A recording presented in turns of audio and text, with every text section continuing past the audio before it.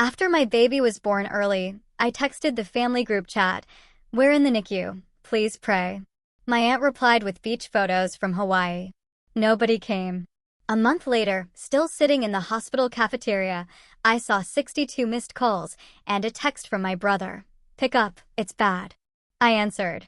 And then, I always pictured my first experience with motherhood being tough, but beautiful. Full of sleepless nights, sure, but surrounded by love. What I got instead was a fight for my son's life and a shocking, heartbreaking betrayal from the very people I thought I could count on. My name is Gianna, I'm 32, and I never could have imagined the kind of strength I'd have to find when my son, Noah, arrived at just 28 weeks. My world didn't just shake that day, it completely shattered. I remember sending a message to our family group chat, fingers trembling, "We're in the NICU. Please pray for us." The first response? 5 photos of my Aunt Karen on a Hawaiian vacation, captioned, "Aloha from Maui." The weather is perfect. No one, not a single family member, visited us for 4 agonizing weeks. Then, one afternoon in the hospital cafeteria, my phone exploded. 62 missed calls, a frantic message from my brother, Jake. Answer. "This is bad." I knew, deep down, something else had gone terribly wrong. Before Noah, my life felt pretty complete. I had a marketing career I genuinely loved, helping small businesses build their dreams.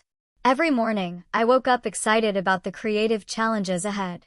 My husband, David, and I had been married for 3 years, living in our cozy 2-bedroom apartment in Seattle with our rescue cat, Luna. We had our routines, our favorite weekend brunch spots, and dreams of starting a family. That someday took a long, painful detour. For 2 years, we tried to conceive, only to face the heartbreak of 3 miscarriages. Each loss left a deeper scar, a raw ache that seemed to consume everything. We clung to each other, supporting one another through the crushing grief.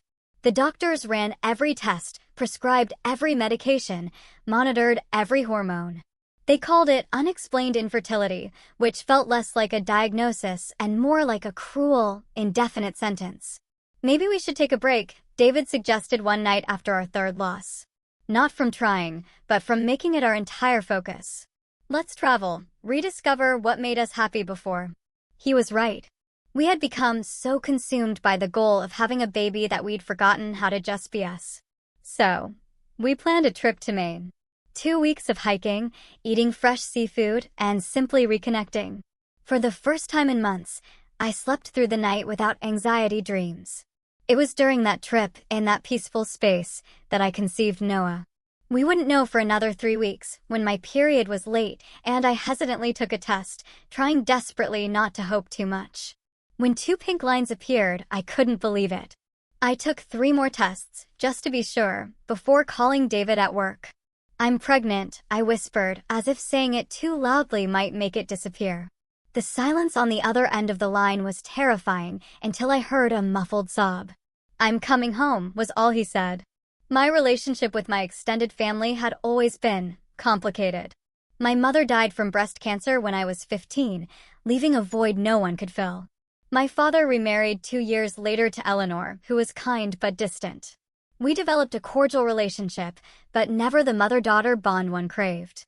My mother's sisters, Karen and Betty, took different approaches to their niece.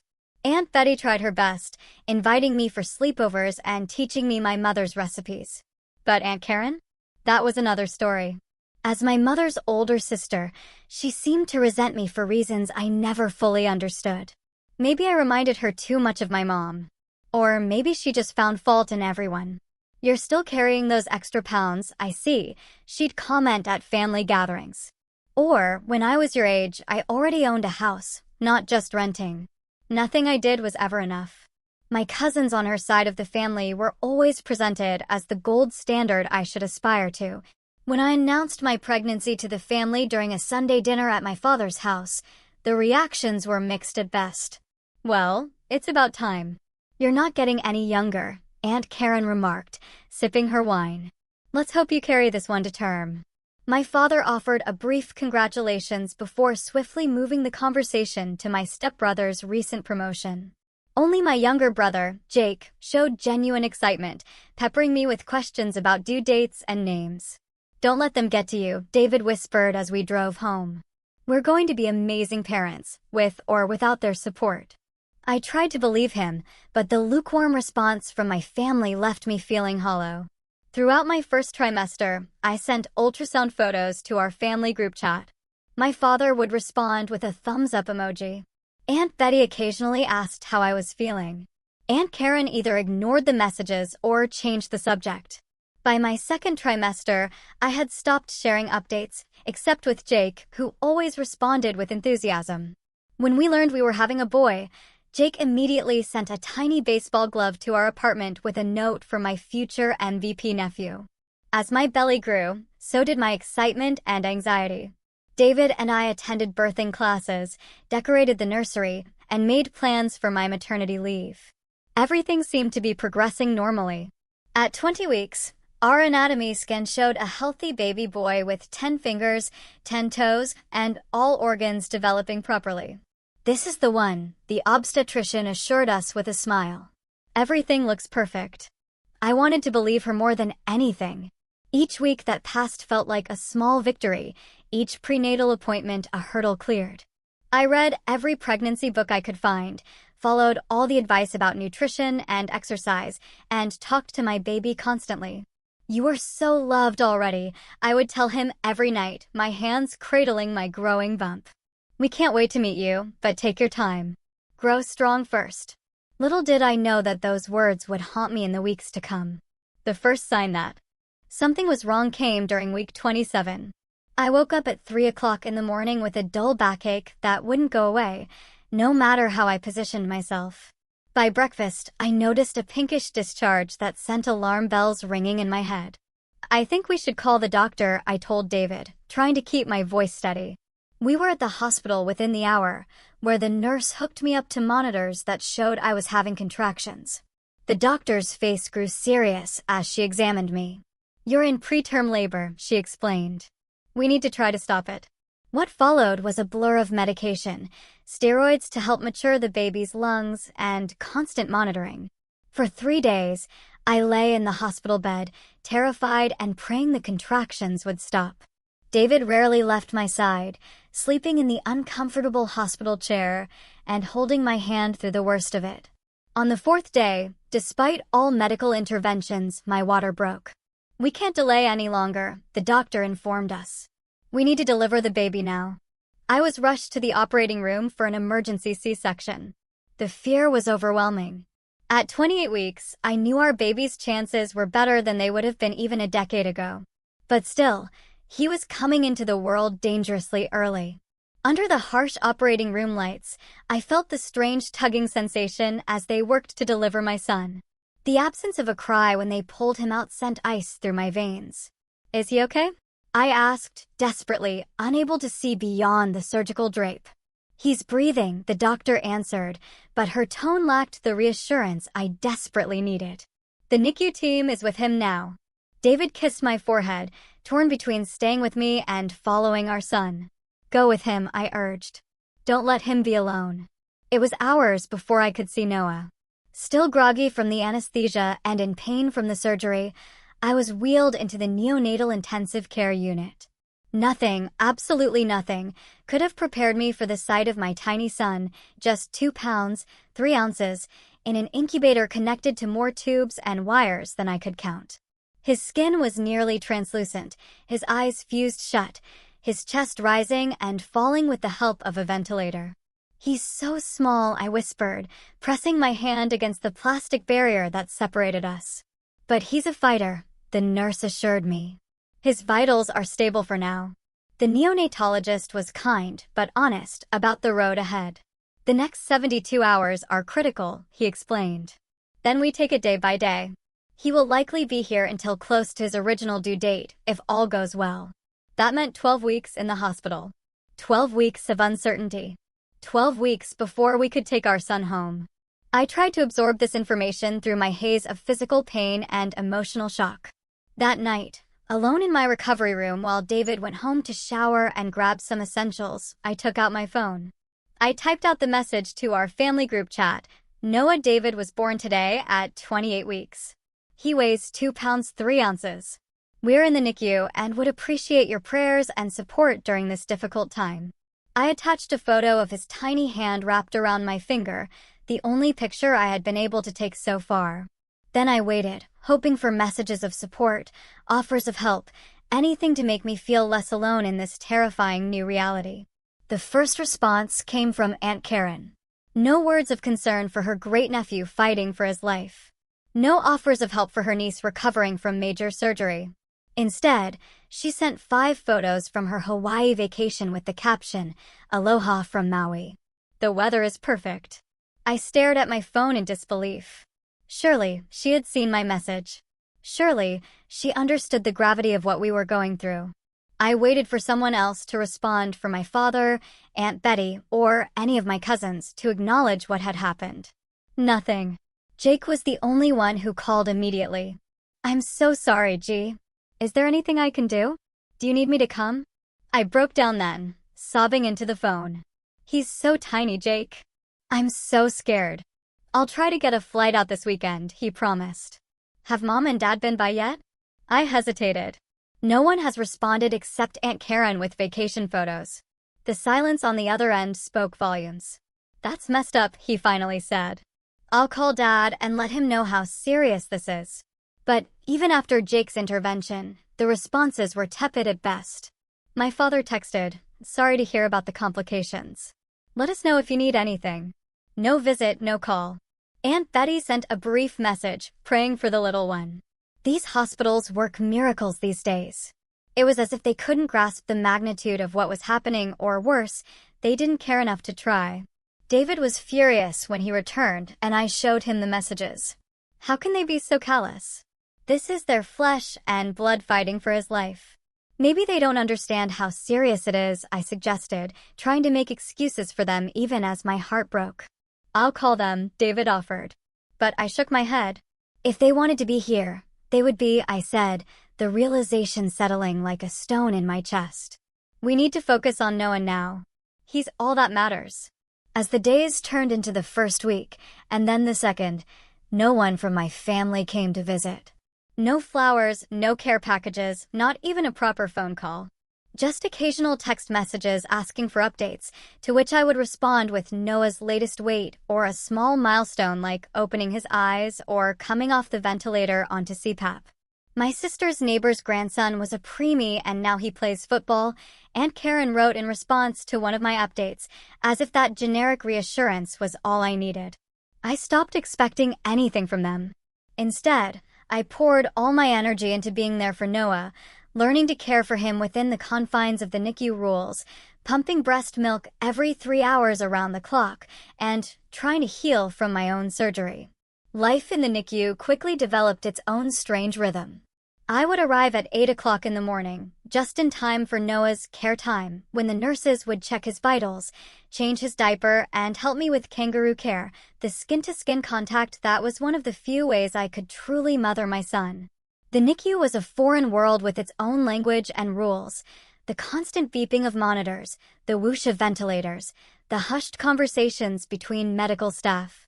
I learned to interpret the numbers on Noah's monitors, to know which alarms were routine and which meant trouble. I could recite his daily stats like a sports announcer: weight, oxygen saturation, heart rate, feeding volume. The nurses became my guides in this new terrain. Maria, with 20 years of experience, taught me how to touch Noah without overwhelming his sensitive nervous system. Jen showed me how to carefully change his diaper around the wires and tubes. Thomas, the night nurse with gentle hands, always had updates ready when I called at 2 in the morning, unable to sleep for worrying. "You're doing great, Mama," they would tell me, a reassurance I clung to when everything else felt like it was spiraling out of control. Between care times, I would sit by Noah's incubator for hours, reading books aloud or just talking to him in a soft voice. I told him about the home waiting for him, about his dad who loved him so much, about the cat who would be his first friend. Sometimes I would sing lullabies, not caring who heard my off-key voice. Every 3 hours, I would retreat to the pumping room, a small space with 3 curtain stations where NICU mothers expressed milk for their fragile babies. It was there that I met other women living the same nightmare. Sarah's twins had been born at 26 weeks. Jessica's daughter had a congenital heart defect. Monica's son had Down syndrome and a bowel obstruction. Different circumstances had brought us to the same room, our bodies producing milk for babies we could barely hold. My mother-in-law said I should just formula feed since he can't breastfeed yet. Anyway, Jessica confided one afternoon as we sat with our pumps. She doesn't understand why I'm putting myself through this. My sister asked if I was still stuck at the hospital all day. Monica added, rolling her eyes, as if I'm here by choice. These women understood what my family could not. The profound grief of leaving the hospital without your baby. The physical pain of recovering from birth while spending 12 hours a day in an uncomfortable chair. The emotional whiplash of celebrating the smallest victories while living in constant fear of setbacks. We formed a text group, checking in on each other's babies and offering support when the journey got too overwhelming. They became my NICU family, bound by an experience I would never have chosen but couldn't navigate alone. David tried his best to be present, but reality set in quickly. His company offered only 2 weeks of paternity leave, which he had to take immediately after Noah's birth. After that, he returned to work, coming to the hospital in the evenings and on weekends. I hate leaving you both, he confessed on his first day back at work. It feels wrong. We need your health insurance now more than ever, I reminded him. And someone has to earn money. The bills aren't going to stop because our lives did. The financial reality of our situation was becoming clearer each day. Even with insurance, the cost of a NICU stay was astronomical. Every day added thousands of dollars to our medical debt. My own unpaid maternity leave had started sooner than planned, and with Noah's extended hospital stay, I was facing the possibility of having to return to work before he even came home. David and I would meet in the hospital cafeteria for dinner, picking at bland food while discussing logistics. Who would take the morning shift at the hospital? Had the insurance approved the latest procedure? Could we negotiate with my boss for a longer leave? Should we consider taking out a loan to cover expenses? These practical conversations kept us functioning, but they left little room for processing the emotional trauma we were experiencing. At night, alone in our bed while David slept on the pull-out couch to give me space to recover, I would sob silently into my pillow, overwhelmed by fear, guilt, and loneliness. The absence of my family support became more conspicuous with each passing day. I would scroll through social media during the long hours by Noah's bedside and see updates from their lives. My father and stepmother at a concert. Aunt Karen posting about a family dinner where I hadn't been invited. Cousins gathering for a weekend at someone's lake house. Life was continuing for them as if nothing had changed, while my world had completely shattered and reformed around the NICU. Each photo, each casual update about their normal lives felt like a deliberate reminder of my exclusion, of how little they cared about Noah's fight or my struggle. I tried to push down the hurt and focus on what mattered. Noah was making slow but steady progress. He had been moved from the ventilator to CPAP, a less invasive form of breathing support. He was tolerating small amounts of my breast milk through a feeding tube. His weight had increased to 2 pounds, 8 ounces by the end of the second week. He's doing everything we want to see, Dr. Patterson, the neonatologist, assured me during rounds. But remember, this is a marathon, not a sprint. I settled into the NICU routine, finding small comforts where I could. The reclining chair by Noah's incubator became my second home. I kept a journal of his daily progress, documenting each milestone, no matter how small.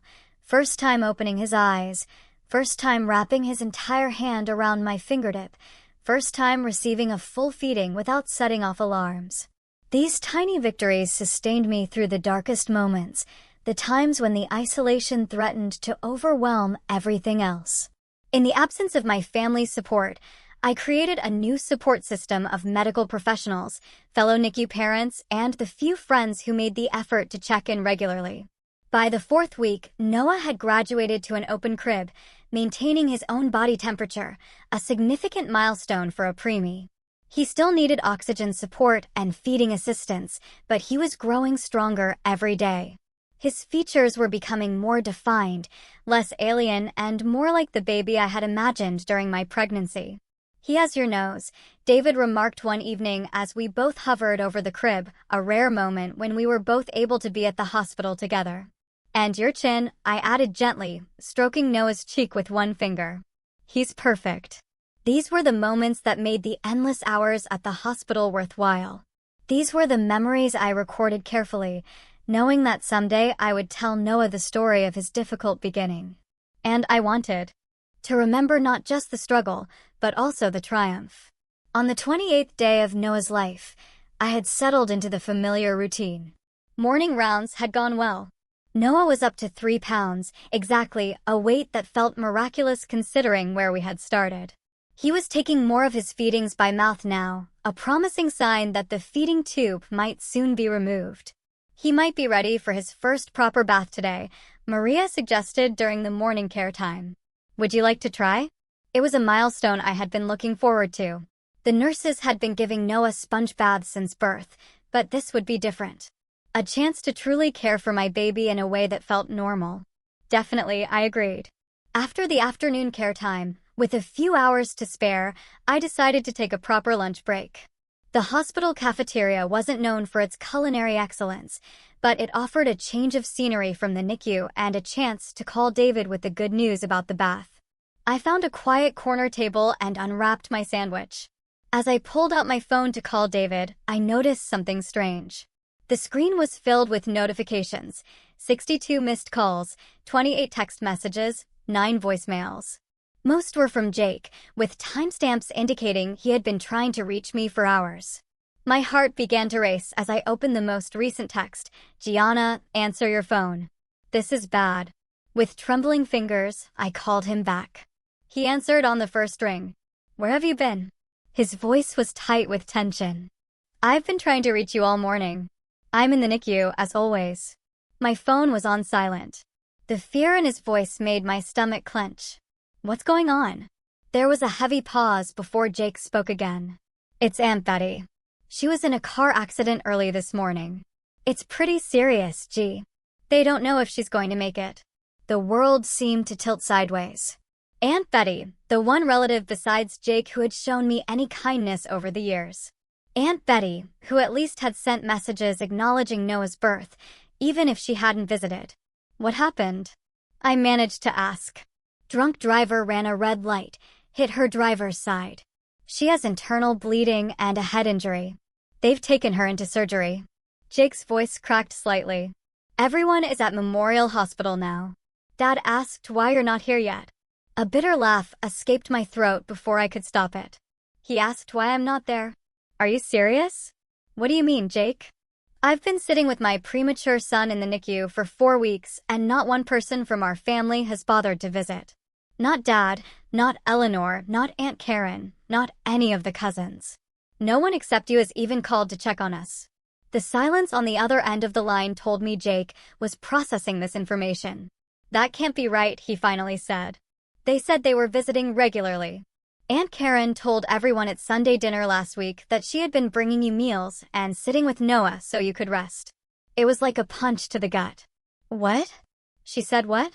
"She's been telling everyone that she visits you 3 times a week, that she brings home-cooked meals to the hospital, that she sits with Noah while you nap or shower." Jake's voice had shifted from confused to angry. "She even showed Dad pictures of Noah that she claimed to have taken herself." My mind raced to make sense of this. The only pictures I've ever sent to the family chat are the ones I took. She must have saved them and pretended they were hers. What about the others? Dad, Aunt Betty, before the accident. "No one, Jake. No one has been here." My voice broke as the full weight of the betrayal hit me. They've all known where we are. They've all known how serious this is, and no one came. I could hear Jake's breathing change. Could practically feel his anger through the phone. I knew something was off. I kept asking why they weren't talking about Noah more, and Karen would always say that you wanted privacy, that you were tired of everyone asking for updates. That's the opposite of the truth. I've been sending updates to the family chat every few days, and most of the time no one even responds. I haven't been seeing those messages. I wonder if she created a separate group without me. There was the sound of movement as if Jake was pacing. This is unbelievable. I wiped away tears, aware that people at nearby tables were starting to notice my distress. I can't leave Noah to come to Memorial. He's still too fragile, and I need to be here for his care times. I understand. I'll go. But gee, this is not over. They can't get away with treating you and Noah like this. After hanging up with Jake, I sat frozen in the cafeteria chair, my sandwich untouched. The magnitude of what I had just learned was almost too much to process. Not only had my family abandoned me during the most traumatic experience of my life, but Aunt Karen had actively lied about it, pretending to be supportive while leaving me to struggle alone. Why? What possible reason could she have for such cruelty? And how had everyone else accepted her lies without question, never bothering to call me directly or verify her claims? The memory of all those nights I had cried myself to sleep, wondering why my family didn't care enough to visit, now took on a new dimension of betrayal. This was not simple neglect. This was deliberate deception. I checked the time, realizing I needed to get back to the NICU for Noah's afternoon care. Despite the emotional bombshell, my son's needs came first. I would have to process this revelation later. As I walked back to the NICU, my phone buzzed with a text from Jake. Just arrived at Memorial. Everyone is here. We'll update you on Aunt Betty soon, and I am going to get to the bottom of this Karen situation. I took a deep breath and pushed through the NICU doors, determined to be present for Noah, despite the storm raging inside me. He deserved a mother who could put aside her own pain to care for him. And that was exactly what I intended to be. 2 days after the revelation about Aunt Karen's lies, Jake arrived at the NICU. His face a mixture of exhaustion and determination. He had been splitting his time between the 2 hospitals, checking on Aunt Betty, who remained in critical condition but had survived her surgery, and coming to meet his nephew for the first time. "Oh my God," he whispered when he first saw Noah in his open crib. "He's so tiny." 3 pounds, 2 ounces, as of this morning, I said proudly, up almost a full pound from his birth weight. Jake's eyes filled with tears as he carefully touched Noah's hand with one finger. "He's perfect, G. Absolutely perfect." The nurse showed Jake how to properly sanitize his hands and arms before helping him settle into the recliner for his first kangaroo care session with his nephew. I watched as my brother's face transformed from nervous to awestruck as the nurse placed Noah against his chest. "I can feel his heart beating," Jake said softly. "It's so fast." "That's normal for preemies," I assured him. "Everything about them works overtime." For an hour, Jake sat motionless, afraid to disturb the tiny baby sleeping on his chest. I took photos, wanting to document this moment of pure love amidst all the chaos. When the nurse came to put Noah back in his crib for his next assessment, Jake looked physically pained to let him go. "I can't believe they haven't seen him," he said once Noah was settled. "I can't believe they haven't been here for you." The anger in his voice matched what had been building in me since our phone call. "What have you found out?" I asked, leading him to the NICU family room where we could talk privately. "It's worse than we thought," Jake said, running a hand through his hair. "Karen has been systematically isolating you from the family for months, maybe years. After you announced your pregnancy, she started telling everyone that you wanted space, that you were stressed and needed minimal contact." I shook my head in disbelief. That makes no sense. Why would anyone believe that? Because she did it gradually and she's convincing. She would say things like, "I just talked to Gianna yesterday and she asked for some privacy right now," or "Gianna is overwhelmed with visitors. She needs a break." But no one thought to call me directly. Jake sighed. "You know how our family is. Communication has never been our strong suit since Mom died. Everyone defers to Karen because she's the oldest and she's positioned herself as the family matriarch." He pulled out his phone and showed me screenshots of a separate family chat group that I wasn't part of. In it were messages from Karen updating everyone on Noah's condition, sharing the photos I had sent to the original group chat, but acting as if she had taken them herself and constantly implying that I was too fragile for visitors or calls. She even told Dad that you specifically asked him not to come because seeing him would remind you too much of Mom and you couldn't handle that emotional stress on top of everything else, Jake added. That is absolute nonsense, I said, my voice rising enough that a passing nurse gave us a concerned look. I lowered my tone. I would have given anything to have family support these past weeks. I know, Jake squeezed my hand. And now they know, too. When I got to Memorial and everyone asked why you weren't there, I told them the truth, that you had been alone in the NICU for a month, that no one had visited, and that you had no idea about Aunt Betty because no one had bothered to maintain real contact with you. How did they react? Dad was in shock. He kept saying that Karen had told him you were getting all the support you needed, that you were doing well. Aunt Betty's daughter, Lisa, was furious. She said Karen had told her specifically not to visit you because the NICU had strict visitor limitations, and your spots were all taken by Dad and Karen. Each new lie felt like another betrayal. People I had grown up with, people who should have known better, had allowed one person to dictate their relationship with me during the most vulnerable time of my life. I want to confront her, I said, a new resolve hardening within me. I want everyone to hear what she has done. Jake nodded. I thought you might say that. I've set up a video call for this evening. Everyone will be in Aunt Betty's hospital room, and we can connect you from here. They all want to see Noah and hear directly from you. The thought of facing everyone, of laying bare the truth of my isolation, was both terrifying and necessary. For Noah's sake and for my own, I needed to reclaim my voice in my family. That evening, with Noah sleeping peacefully in his crib beside me, Jake called from Aunt Betty's hospital room. On my screen appeared the faces of my family gathered around a laptop. My father, looking older than I remembered. Eleanor, her hand on his shoulder. Cousins Lisa and Mark, Aunt Betty's children. And there, at the edge of the frame, Aunt Karen, her expression carefully neutral. Gianna, my father began, his voice thick with emotion. Jake tells us we have been misled about your situation. Before I could respond, I angled my phone to show them Noah. This is your grandson, Dad. Your nephew, Lisa and Mark. Your great-nephew, Aunt Karen. He is 4 weeks old today, and none of you have met him. There was a collective intake of breath as they saw Noah for the first time, so small in his crib with monitors attached to his tiny body. Oh, Gianna, Lisa whispered. He's beautiful. Karen told us the NICU was restricting visitors due to infection risks, my father said, his eyes not leaving Noah's image on the screen. She said only parents and grandparents were allowed and that you had asked her to go in my place because I remind you too much of your mother. I switched the camera back to my face. That is a lie. The NICU allows 4 designated visitors per baby. David and I are 2. Jake is now the 3rd. We have been saving the 4th spot, hoping someone from our family would want it. Karen said you were doing well, that you had plenty of support, Mark added, his expression troubled. I have been alone, I said, no longer able to keep the hurt from my voice. David has to work to keep our insurance. I have been sitting in this hospital for 12 hours a day, watching my son fight for his life, with no family support except for Jake's phone calls. I have been pumping breast milk every 3 hours around the clock, recovering from a C-section, dealing with medical decisions and insurance paperwork, all while terrified that my baby might not survive, and not one of you called me directly to check in.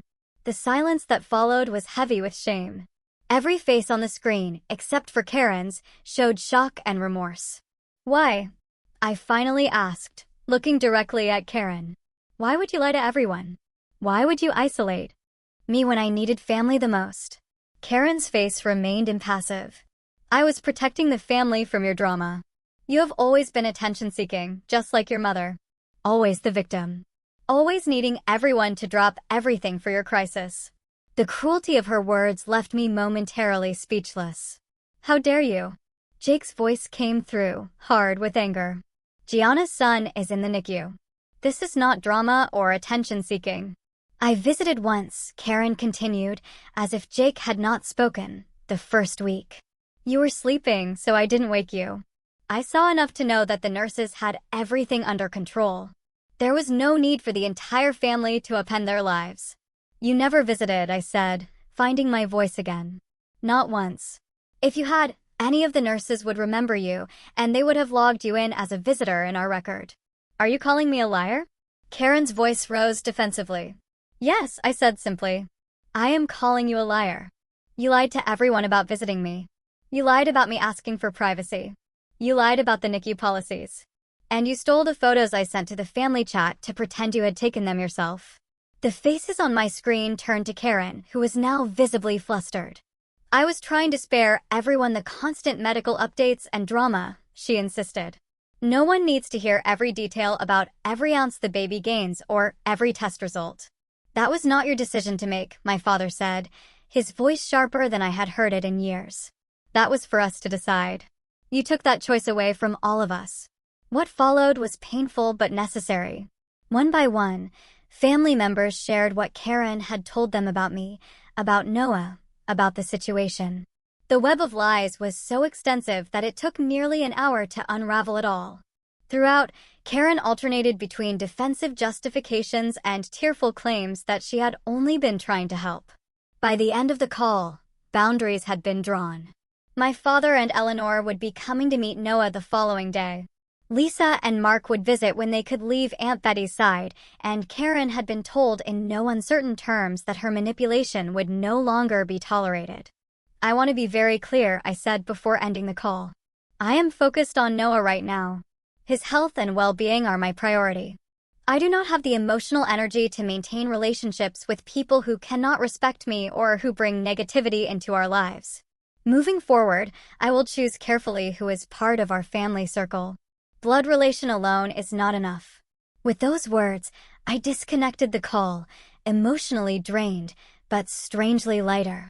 As if a burden I had been carrying for years had finally been set down. The morning after the video call, I arrived at the NICU to find my father and Eleanor already there, having come early to speak with the doctors before I arrived. Seeing my father standing outside Noah's room, his face etched with a combination of awe and regret as he peered through the window at his tiny grandson, unlocked something in my chest. "Dad," I said softly, approaching him. He turned, and for the first time since my mother died, I saw him cry openly. "Gianna, I am so sorry. I should have known better. I should have called you directly." I wanted to maintain my anger, to hold him accountable for his absence. But seeing his genuine remorse weakened my resolve. "You should have," I agreed. "But you're here now." Eleanor stepped forward, her usual reserved demeanor replaced with earnest concern. "We brought some things for you and Noah," she said, indicating a large bag at her feet. "The nurses told us what might be helpful." Inside the bag were soft preemie clothes, a journal specifically designed for NICU parents to track milestones, a gift card for the hospital cafe, comfortable slippers for me, and several books to read to Noah. The nurses also gave us thorough instructions on how to visit properly, my father added. "We've been here for an hour, learning the protocols and getting our visitor badges." Their effort was a starting point, a gesture that acknowledged the depth of their previous neglect. Together, we entered Noah's room where a nurse was checking his vital signs. "Good morning, little man," she said cheerfully to Noah. "You have visitors today." After washing their hands and arms according to NICU protocol, my father and Eleanor were introduced to their grandson properly. I watched as my stoic father transformed before my eyes, his expression softening as the nurse explained how to touch Noah gently. "He knows his mother's voice already," the nurse told them. "Talk to him. Let him learn your voices, too." My father leaned close to the crib. "Hello, Noah," he said, his voice uncharacteristically gentle. "I'm your grandpa. I'm sorry I'm late to the party, but I promise I'll be here from now on." That promise marked the beginning of a new chapter in our family story. Over the next few weeks, as Noah continued to grow stronger, my support system expanded. My father visited every other day, often bringing food for David and me or offering to sit with Noah so I could take a proper shower or nap in the family room. Lisa and Mark, once Aunt Betty stabilized, became regular visitors as well, marveling at Noah's progress and bringing small gifts each time they came. Even some of my cousins, once they understood they had been manipulated by Karen, reached out with messages of support and offers to help. But the most surprising development came when Aunt Betty finally awakened, recovering from her accident, and asked to video call with me from her hospital room. "I should have known something was wrong," she said, her face still bruised from the accident. Karen has always been jealous of your mother, and by extension, you. I let her take control of family communications because it seemed easier, but I never imagined she would go this far. Why was she jealous of my mother? I asked, a question that had lingered for years. Aunt Betty sighed. Your mother was always the favorite, the one who got the opportunities and praise. Karen was the responsible one, the one who stayed close to home and took care of our parents. But your mother was the one everyone adored. When she died so young, leaving behind a daughter who looks just like her, I think it was too much for Karen to bear. This explanation didn't excuse Karen's behavior, but it offered context for a lifetime of subtle cruelty that had culminated in this ultimate betrayal. Understanding the root of her actions didn't heal the wound, but it helped me recognize that her behavior had never truly been about me at all. As for Karen herself, she had been effectively ostracized from the family's inner circle. After the truth came to light, no one was willing to trust her as they once had. She made one attempt to visit the NICU, showing up unannounced with a teddy bear for Noah. But I had already instructed the nurses not to add her to our approved visitor list. I'm his great-aunt, she protested when stopped at the NICU entrance. I have every right to see him. No, you do not, I told her firmly, when the nurse called me to the front desk. You forfeited that right when you lied to our entire family and left me to face this alone. The only people who have a right to see Noah are those who have proven they can be trusted to support us. She left in tears, later sending a lengthy email justifying her actions and positioning herself as the victim of a family conspiracy. I deleted it without responding. Some relationships were not worth salvaging. Not when they consistently brought pain rather than comfort. With the family drama somewhat settled, I could focus more fully on Noah and his development. By his 6th week, he had reached 4 pounds and was taking most of his feedings by mouth, major milestones that brought us closer to the possibility of going home. The NICU nurses, who had become like family, celebrated each of his accomplishments with us. Sophia, in particular, had taken a special interest in our case. I had a preemie too, 20 years ago, she confided one night during a quiet shift. 26 weeks, 1 pound 10 ounces. He's in college now, studying engineering. These little fighters grow up to do amazing things. Her words were the exact encouragement I needed during the lowest moments, when progress seemed slow or when Noah had setbacks, as all NICU babies inevitably do. There was the week when he struggled with bradycardia episodes, his heart rate dropping unexpectedly. The terrifying day when he needed to be put back on oxygen after catching a mild cold from a staff member. The frustrating period when he seemed to have forgotten how to coordinate sucking and swallowing, requiring the feeding tube to be reinserted. Through each challenge, my new support system rallied around us. David's parents, who lived across the country and had been unable to travel immediately after Noah's birth, finally arrived for a 2-week visit, providing additional help and giving David and me a chance to have dinner outside the hospital for the first time since Noah's birth. My NICU mom friends remained a constant source of comfort, especially as some of their babies began to be discharged. Jessica's daughter went home after 8 weeks with a monitoring plan for her heart condition. Monica's son was transferred to a specialty hospital for his surgery, but was expected to go home afterward. Each success story gave me hope that Noah's turn would come, too. And then there was Jake, who had proven himself to be the best uncle and brother I could have asked for. He had temporarily relocated to Seattle, taking a leave of absence from his job in Chicago to help us navigate this difficult time. He would bring fresh clothes to the hospital for me, handle grocery shopping and meal prep for David, and spend hours at Noah's bedside so David and I could occasionally rest at the same time. "This is what family does," he said simply when I tried to thank him. "We show up for each other no matter what." It was a profound reminder of what family should be, in stark contrast to what I had experienced from much of my extended family for most of my life. In the crucible of this NICU journey, the true meaning of family was being redefined before my eyes. It had less to do with blood relation and everything to do with who chose to stand beside you when life was at its hardest. As Noah's discharge date began to seem like a real possibility rather than a distant dream, I found myself reflecting on how this experience had transformed me. The woman who had entered the NICU 7 weeks earlier, terrified and overwhelmed, had been replaced by someone stronger, more assertive, and clearer about her priorities. I had learned to advocate fiercely for my child, questioning medical decisions when necessary and insisting on explanations I could understand. I had found the courage to set boundaries with toxic family members, prioritizing Noah's well-being and my own mental health over obligation or tradition.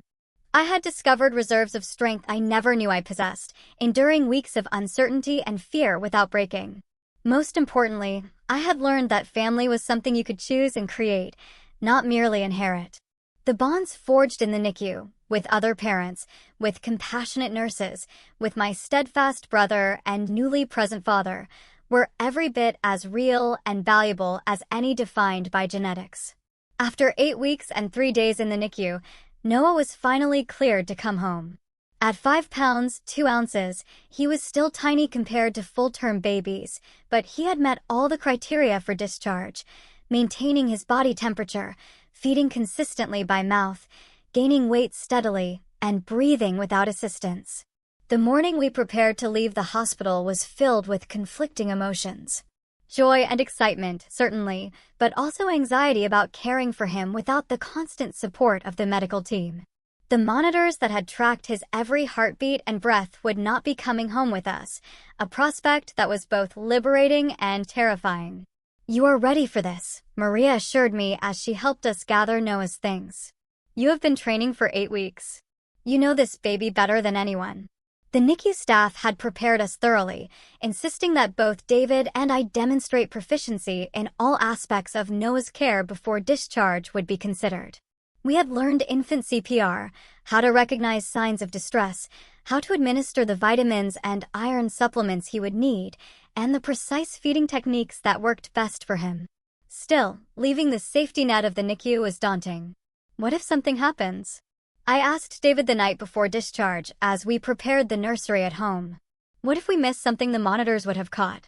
"Then we'll handle it," he said firmly, assembling the special angled bassinet recommended for Noah's lingering reflux issues. "We have the pediatrician on speed dial. We have our NICU follow-up appointment next week, and we have each other. We can do this, Gianna." His confidence bolstered mine, and by morning, I felt ready to take this next step in our journey. Jake had stayed at our apartment overnight, cleaning and preparing a special welcome home dinner. My father and Eleanor had stocked our refrigerator and pantry with meals for the coming weeks. David had transformed the nursery, adapting it for a preemie's needs rather than the full-term baby we had expected. The bright overhead lights had been replaced with softer lamps to protect Noah's sensitive eyes. A humidifier maintained the optimal moisture level for his still-developing lungs. The baby monitor was the highest-rated model, designed to detect even the slightest changes in breathing patterns. When we finally walked out of the hospital doors, Noah secured in his car seat with special preemie inserts, it felt surreal. The outside world seemed too loud, too bright, too full of potential germs for our fragile baby. David drove home at exactly 5 miles below the speed limit, taking turns with exaggerated slowness while I sat in the back next to Noah, watching his every breath.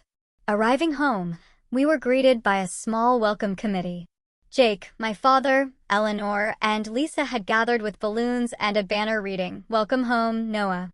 Their excitement was tempered with understanding, keeping their voices low and making sure everyone had used hand sanitizer before we entered the apartment.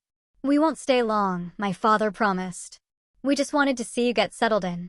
True to his word, after a brief celebration and a few photos, they left us to adjust to our new reality as a family of 3 at home for the first time.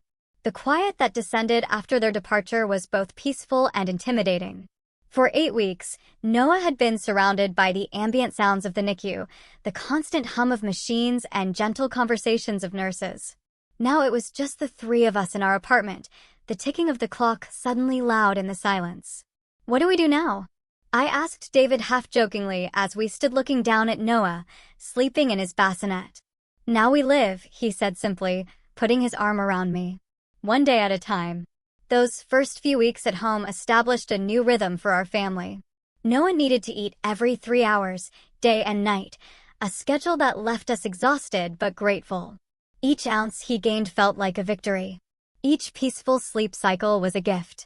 Each smile, though the doctors insisted they were just reflexes at that age, felt like a personal message of resilience.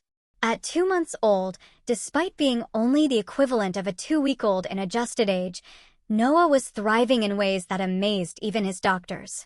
His development was closely monitored through weekly checkups and the specialized preemie follow-up clinic. But so far, he showed no signs of the long-term complications that often affect babies born so early. It was during this period of adjustment and cautious optimism that we received the invitation to Aunt Betty's welcome home party. She had spent 6 weeks in the hospital and rehabilitation facility after her accident, and the family was gathering to celebrate her return home. "We don't have to go," David said when I showed him the invitation. No one would blame us for staying home with Noah. But I felt it was important to attend, not just to support Aunt Betty, who had become an unexpected ally, but also to redefine my place within the family on my own terms. Plus, Jake had confirmed that Aunt Karen would be there. And while confrontation was not my goal, I needed to establish clear boundaries in person.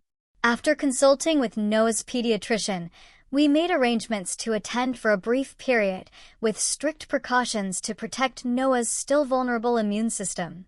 He would stay home with a trusted nurse from the NICU, who occasionally did private care, allowing David and me to attend together. The gathering at Aunt Betty's house was smaller than the typical family events of the past, perhaps because of her still fragile condition. When David and I arrived, we were greeted warmly by most, though I could feel Karen watching from across the room, her expression unreadable. Aunt Betty, seated in a recliner with her legs still in a cast, reached for my hands as soon as I approached.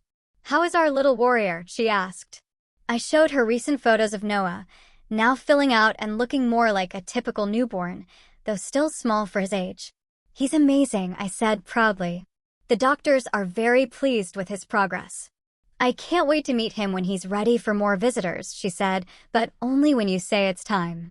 I have learned my lesson about letting others dictate family relationships. Her pointed glance toward Karen did not go unnoticed by those nearby. The atmosphere in the room shifted slightly, conversations quieting as if in anticipation of confrontation. I had no desire to create drama at an event meant to celebrate Aunt Betty's recovery. But when Karen approached me later as I was getting a drink in the kitchen, I knew the conversation could not be avoided. "Your baby looks well," she said stiffly. "I'm glad things worked out." The casual dismissal of the traumatic experience we had endured, the minimization of Noah's fight for survival as something that simply worked out, ignited a calm anger within me. "His name is Noah," I said evenly.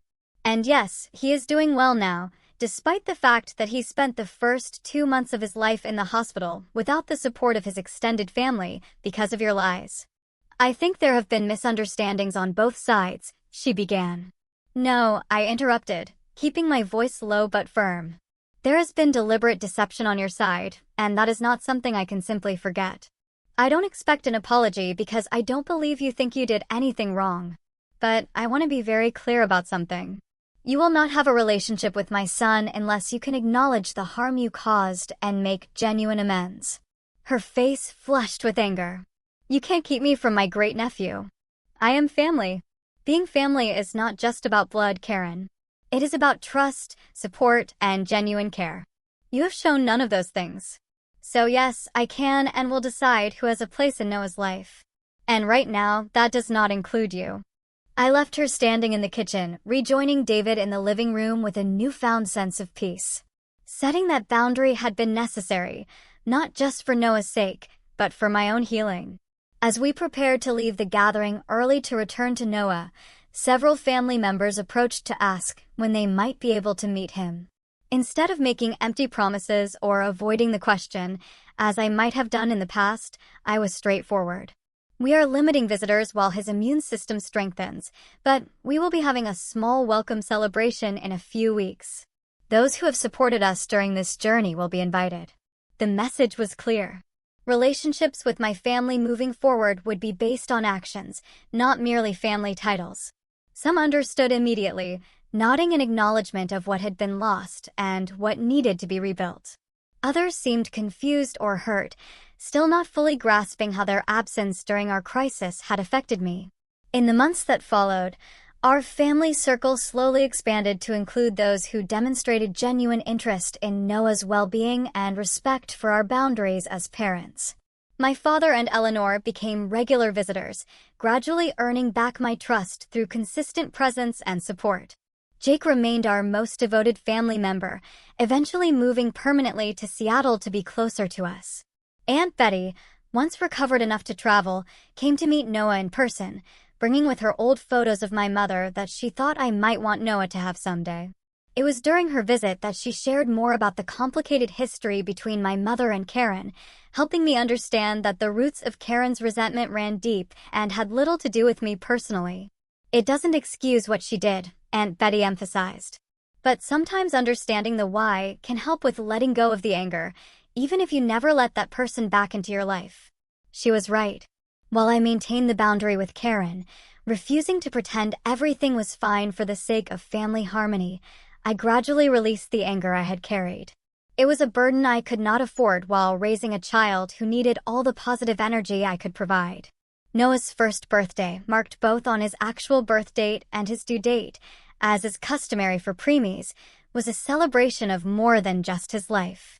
It was a recognition of the journey we had all taken, of the strength we had discovered, and of the family we had created, not just through birth, but through choice. Looking around at the people gathered in our home, I saw the NICU nurses who had become dear friends, the other preemie parents who had walked the journey alongside us, my brother who had stood by me when others had not, my father who had earned his way back into our lives, and David, my partner through it all, holding our thriving 1-year-old son. This was family, I realized, not the one I had been born into, but the one we had built through crisis and love, through boundaries and forgiveness, through intentional choices about who deserved a place in our sacred circle. The NICU experience had nearly broken me. But in rebuilding myself, I had created something stronger than before. I had learned to trust my instincts, to advocate fiercely for those I loved, and to recognize that sometimes the most painful experiences lead to the most profound growth. Noah would grow up knowing this story someday, not as a tale of family betrayal, but as a testament to resilience and the power of choosing your own path. He would know that he was wanted, fought for, and cherished from his very first breath. He would understand that family is defined not by obligation, but by love in action, by who shows up when it matters most. As I watch him now, taking his tentative first steps, babbling his first words, discovering the world with wonder in his eyes, I am grateful for the difficult journey that brought us here. Without it, I might never have found the courage to create the life and family we truly deserved. Have you ever had to redefine what family means to you? Who showed up for you during your darkest moments, and did they surprise you? Please share your experiences in the comments below. And if this story resonated with you, please like, subscribe, and share it with someone who might need to hear that they are not alone in their struggles. Thank you for listening to my story. Take care.